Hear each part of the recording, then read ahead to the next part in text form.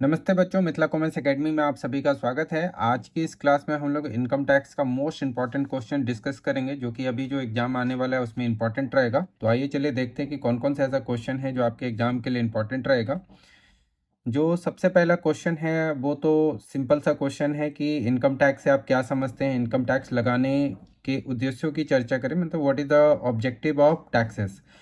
अब ये जो क्वेश्चन है इसके ऊपर मैंने ऑलरेडी वीडियो अपलोड किया हुआ है कि इनकम टैक्स से आप क्या समझते हैं और कैसे इसका ऑब्जेक्टिव क्या होगा। तो इसके ऊपर वीडियो पहले से ही अपलोड है, तो उसको आप एक बार जाकर देखेंगे और गेस्ट पेपर में भी पढ़ेंगे या फिर बुक में पढ़ेंगे या फिर गूगल पे भी आप इस चीज़ को सर्च करेंगे तो इसका बहुत ही अच्छा सा आंसर आपको मिल जाएगा। इसको आप ज़रूर करके जाना। ये और ये लगभग एक ही जैसा क्वेश्चन है, क्योंकि इनकम टैक्स से आप क्या समझते हैं जैसे ही आप लिखेंगे तो आपको भारत में इनकम टैक्स का हिस्ट्री भी थोड़ा सा आपको लिखना पड़ेगा कि इनकम टैक्स का क्या हिस्ट्री है। सबसे पहले मंगल पांडे जो सैनिक विद्रोह किया था, तो उस सैनिक विद्रोह के कारण जो लॉस हुआ था उस लॉस की भरपाई करने के लिए सर जेम्स विल्सन ने सबसे पहले इंडिया में इनकम टैक्स लेकर आए थे।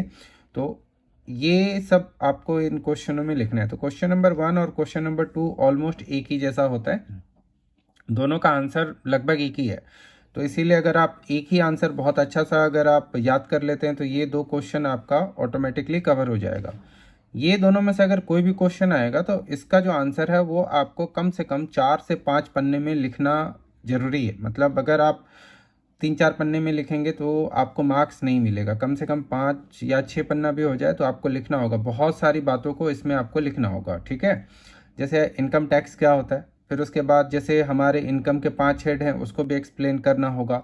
इनकम टैक्स लगाने से क्या फ़ायदा होता है, एक देश को क्या फ़ायदा होता है, राज्य के लोगों को क्या फ़ायदा होता है, लोगों को क्या फ़ायदा होता है, ऐसे ऐसे करके आपको अपना आंसर थोड़ा सा बढ़ाना पड़ेगा। इसके बाद जैसे ये कर निर्धारण अधिकारी कौन होते हैं, उनके अधिकार एवं कार्यों की व्याख्या कीजिए। इसका जो आंसर है ये थोड़ा सा छोटा है। इसका आंसर आपका 5 6 पन्ना नहीं जाएगा। पहले तो आप इनकम टैक्स अधिकारी जैसे 10 12 हैं तो उनके नाम आप लिख दीजिए। यहाँ पर उनके एक ही तरह के कार्य भी हैं और एक ही तरह के क्या हैं अधिकार भी हैं। तो उन सब चीज़ों को मतलब किसी भी एक अधिकारी का जो है, किसी भी एक अथॉरिटी का अधिकार और कार्य याद कर लीजिए और उसी को आपको क्या करना है, थोड़ा सा अदल बदल के आपको अपनी कॉपी पे लिखना है। लगभग एक ही जैसा राइट्स और ड्यूटीज़ होता है। तो ये तो 3 क्वेश्चन हो गए जिसमें से 1 और 2 क्वेश्चन का आंसर लगभग एक ही जैसा है। आगे बढ़ते हैं, इसमें देखते हैं कि और कौन सा क्वेश्चन है। जैसे कि कर निर्धारण बता दिया, ये किन्हीं 10 आयों की व्याख्या करें जो पूर्णतया कर मुक्त होते हैं। ये सबसे अच्छा क्वेश्चन है और इस बार के लिए ये बहुत ज़्यादा इंपॉर्टेंट भी है। और सबसे अच्छा क्वेश्चन इसलिए है क्योंकि केवल 10 इनकम के बारे में आपको लिखना होता है जिसपे कोई टैक्स लगता ही नहीं है। मतलब जैसे एग्रीकल्चर इनकम हो गया तो उस पर कोई टैक्स नहीं लगता। तो ये आपको सेकंड चैप्टर बुक होगा तो उसमें भी मिल जाएगा, गेस्ट पेपर में भी इसका आंसर मिल जाएगा। और इसका आंसर बहुत होगा तो 2 से 3 पन्ने में इसका आंसर होता है, बस आपको सही सही लिखना है। इसके बाद जैसे अगला जो क्वेश्चन है कि रेसिडेंशियल स्टेटस के ऊपर ये क्वेश्चन है, निवासी स्थिति से आप क्या समझते हैं, what do you mean by resident. तो जिसमें कि आपको ROR, RNOR, NR इन सब के मतलब साधारण निवासी, असाधारण निवासी कैसे बनते हैं, 182 दिन, 60+365, बेसिक कंडीशन, एडिशनल कंडीशन, ये सारी चीज़ों को आपको इसमें लिखना पड़ेगा। इसका भी आंसर आपका कम से कम 4 5 पन्ना का होना चाहिए। अनुलाभ से क्या समझते हैं, कर मुक्त अनुलाभ कौन कौन से होते हैं। देखिए ये क्वेश्चन ट्रिकी है।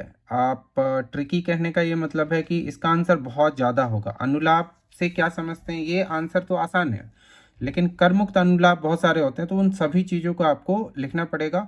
बट अगर आपके पास इसका कोई नोट्स है, अगर आप कहीं क्लासेस ले रहे हैं वहाँ से अगर आपको नोट्स मिला हुआ है तो वो नोट्स आप अच्छे से लिखिएगा। इसका गेस्ट पेपर से आंसर नहीं लिखिएगा, वहाँ पे गलत है क्योंकि वहाँ पे अपडेटेड आंसर नहीं है। इसके बाद जैसे कि किराया कर मुक्त मकान की गणना कैसे की जाती है, ये हर साल इम्पोर्टेंट रहता है। पिछले साल भी आया था, हो सकता है इस बार भी आ जाए आपका। तो ये आसान है। इसका आपको करना क्या है कि 1 पन्ना में इसका आंसर आएगा, बस इससे ज़्यादा इसका आंसर नहीं होता है। लेकिन फिर क्या करना है कि आपको एक एग्जाम्पल मतलब एक क्वेश्चन अपने से बनाना है और फिर उसको सॉल्व करके दिखाना है, तो जाके इसका आंसर जो है 2 3 पन्नों का हो सकता है। इसके बाद जैसे कि प्रोविडेंट फंड कितने तरह के होते हैं, जैसे कि 4 तरह के होते हैं प्रोविडेंट फंड। और उसमें जो PPF है वो प्रोविडेंट फंड सैलरी चैप्टर से रिलेटेड नहीं है, जैसे कि recognise provident fund, unrecognise provident fund, statutory provident fund, वो केवल सैलरी से रिलेटेड है।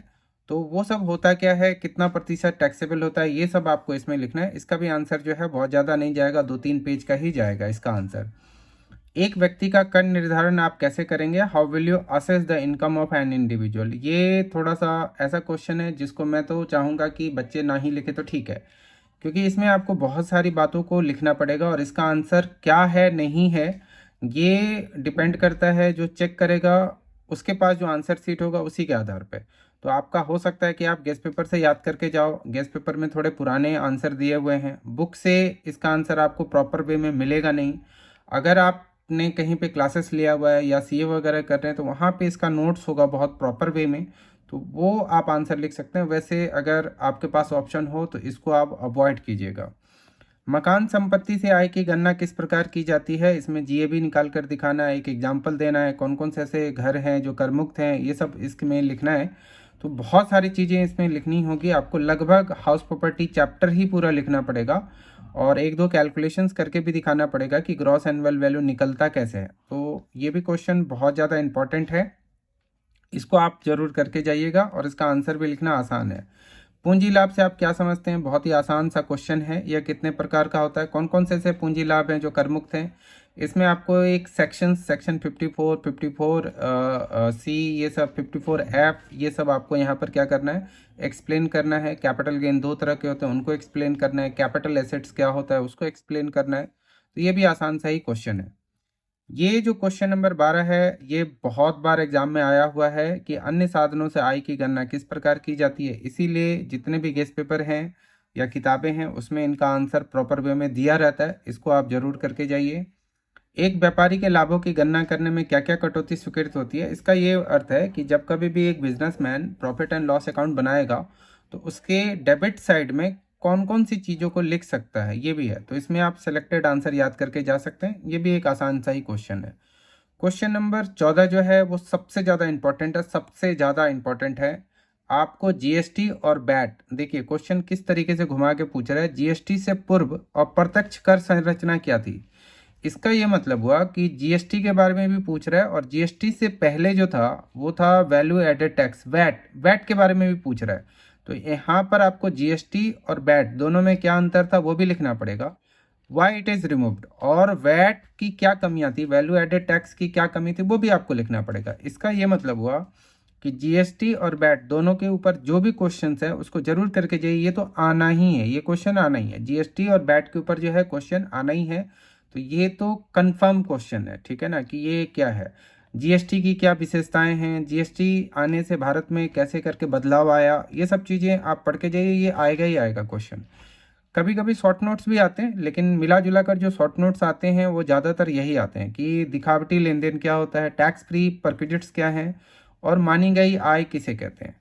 तो ये जो थे ये कुल मैंने आपको जो है यहाँ पर देखिए आप, टोटल 14 क्वेश्चन है और 3 शॉर्ट नोट्स हैं।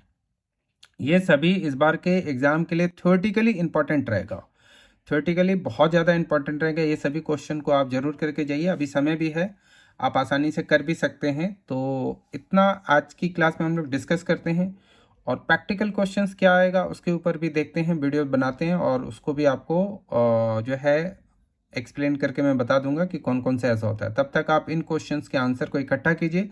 और इसमें बहुत सारे ऐसे क्वेश्चन हैं, जैसे बहुत सारे बच्चे ये कहते हैं कि सर गेस्ट पेपर में आंसर नहीं मिल रहा, या गेस्ट पेपर में अगर आंसर है तो अपडेटेड नहीं है। तो सिंपली इन क्वेश्चनों को आप गूगल से भी ढूंढ सकते हैं, गूगल पे भी इनके आंसर्स बहुत ज़्यादा उपलब्ध हैं, तो वहाँ से भी आप उठा सकते हैं, उनको एक बार पढ़िए विस्तार से, और वहाँ से अपने नोट्स अभी भी बना सकते हैं। नोट्स कहने का मतलब वहीं से कट लगा के याद भी कर सकते हैं। तो आज की क्लास में हम लोग इतनी ही बातें करते हैं, फिर मिलते हैं नेक्स्ट क्लास में। Okay, good bye.